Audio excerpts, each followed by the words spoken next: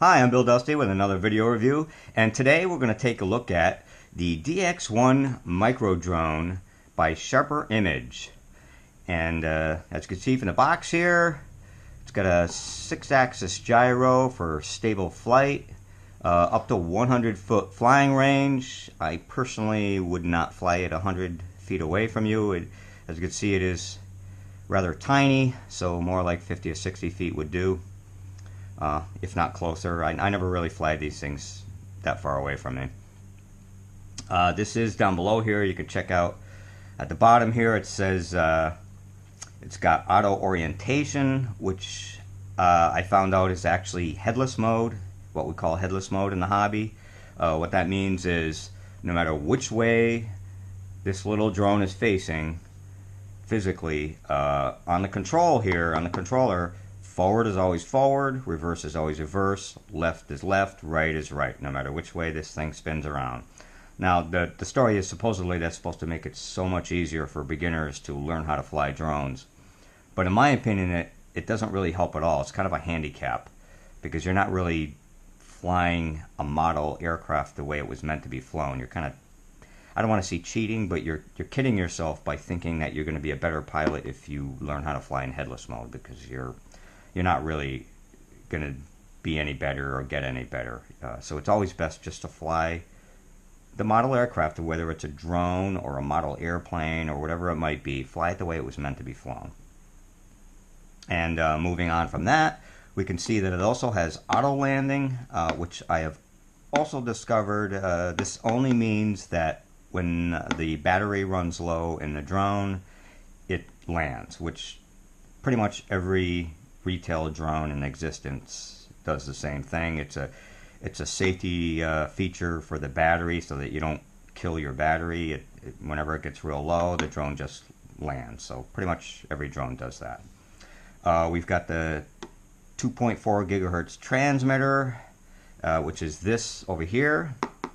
It's kind of an odd looking controller, very larger down below than it is up top. I don't know how that's going to handle. I don't think it'll be too well. I actually did take this drone out. You may notice because the fasteners are loose. I did take this out to put batteries in here in the controller, and I also charged the battery in the little drone here just to make sure everything worked, because no sense in doing a review if nothing works. I don't know how this is going to handle, but we'll see how it does. It was kind of awkward holding it. This is bigger down here than it is up here. The reason it's bigger down there is because this actually has a holder in the back, which I'll show you when we take it out. It has a holder in the back for the drone where you can store the drone. And then finally, down the bottom here, you can see in very fine print it says micro drone is powered by a 3.7 volt 100 megaamp hour lithium polymer battery, which is actually in the drone itself right now. It's integrated into the drone. You can't take it out, you can't swap it out. So that battery is all you get, and once that battery eventually, over time as you charge and recharge, is eventually going to die. So when the battery dies, so goes the drone. And that is not unlike most other nano drones that you're going to get. The batteries are built in, and when the battery goes, it's time to get a new drone. So that's what's on the front here. That's what's on the box here. And with that, we'll go ahead and open up the box and check out what's inside. Okay, slide it out here. Okay, and let's see. We got the controller here. As I said, it is kind of awkward, and I'm a pincher kind of guy, but it's kind of tough to get a grip on there. They're really flat. You can tell they're really kind of flat. So probably made for thumb. At least it's got the indentation for the thumbs, but they're very slippery, so I'm probably going to be better off doing it this way. Now I'm going to take a note here of showing you that this is not a auto hover drone, little drone. Okay, you're going to have to do the hovering all on your own, the height control, the throttle on your own, because it does not have auto hover. Okay, and you can use, this is how you can usually tell if a controller has auto hover, or if a drone has auto hover. Check out the controller, and if this is down, in all likelihood it doesn't have it, and if it did have it, it would be some kind of control option that would put a spring in there or something, but those are few and far between. So this is the controller, and we'll look in the back here, and here on the back you can open it up, and you'll need a screwdriver to open it up, which is actually, it's kind of odd that you need a screwdriver to open this up, because this is where the little drone is going to go when you store it. So I don't know why they would make it so difficult to get into the back. And here are the two batteries, the two AAA batteries on either side. And as I mentioned, I already took the drone out here. Here's the drone itself, and it just kind of fits right in there like that. And it does have a little opening in the bottom, so if you wanted to charge it while it was in here, you could charge it, and it hides away so you can carry it around with you. Oddly enough though, I did notice it's got this little thing here, customer service, so you can call if you have complaints or questions or anything. I did notice it comes with a prop guard assembly here, but if you put this on, it doesn't fit into the back. So you got to take this out and then carry it along with you anyway. So that's kind of a build issue there. But here's the prop guard here. We'll put that to the side. Here's the charger. It's a USB charger, and you plug this into the back. You get a flat end here, and pretty sure that's the way it goes. Goes right in the back like that. And then I guess the idea is you put this in the back, and then you bring this in, and you plug it in, and then you close it up like that, and then you, I don't know, you screw it again, I don't know. But then that's the way you charge it, and then take it out. But I don't think you can, you know, you can't really see to get this thing in here with this closed, so that doesn't make much sense. But there that is. Okay, we're gonna close this back up. Got the batteries in there, screw it back on. Okay, there's this on switch. We've got it. It's blinking now because it's not bound to the drone yet, and we'll just turn that back off. But down below, this is your throttle, your left and right yaw. On the right side here, forward, reverse, right and left, bank. It's kind of tight, but I guess it'll work. These are your directional trims down below here, as they are so labeled. Left, right, forward, backward. Your spin trim is your yaw trim. Left yaw, right yaw. And then you have your on-off for your headless mode right there. So that's that right there. And that's the controller. Got that in there. And it does come with 4 extra props, which is nice. Very nice consideration there. Got your little gel thing in there. This, and that about covers what's in there except for the drone itself. Now here is the drone. It's got the battery built in there. This is kind of odd that they got the circuitry right open in the bottom there. That's kind of weird that it has that. But as I mentioned, the battery is built right in, so when the battery goes, it's time to get a new drone. This was only $20. I can't remember if I got it at Target or Walmart. They probably both have it, but it is a store-bought drone. So there that is, and I think that's about it for the box and the contents. And then with that, we'll just go ahead and take it out for a test flight.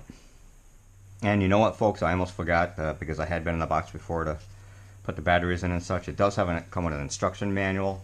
It's a fold-out variety. It's got your safety warnings, how to put on the guards, the prop guards right here.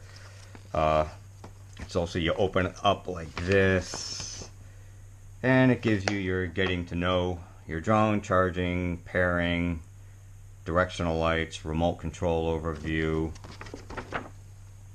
And then let's see on the back here, it gives you a step-by-step on how to actually operate the drone. Checklist, choose a location, start the drone, lift off, etc., and so on. And here's the little overview of the controller itself. So you do have that. You do get that.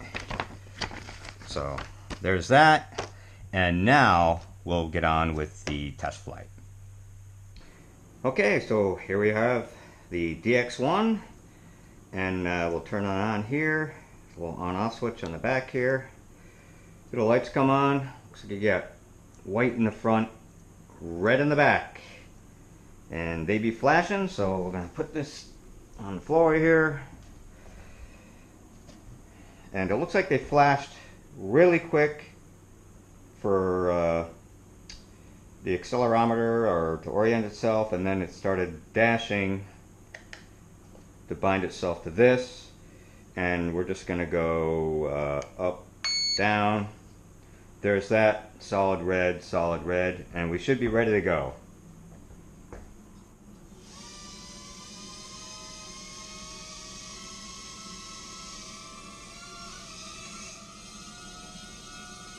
Now, well, not too bad. You know, it's definitely not for a beginner, because you're on your own with the throttle. I tell you, and I'm new to this myself, so it's like hard enough just to keep it hovering. Never mind do anything else with it. But there goes my cat going crazy.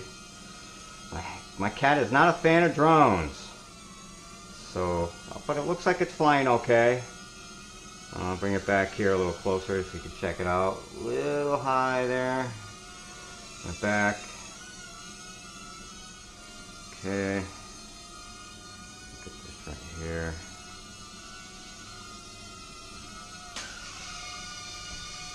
A nice little suction on the roof there.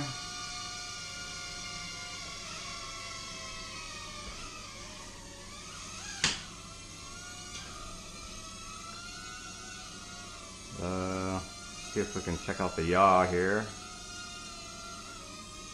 Oh, it's got a nice little yaw to it.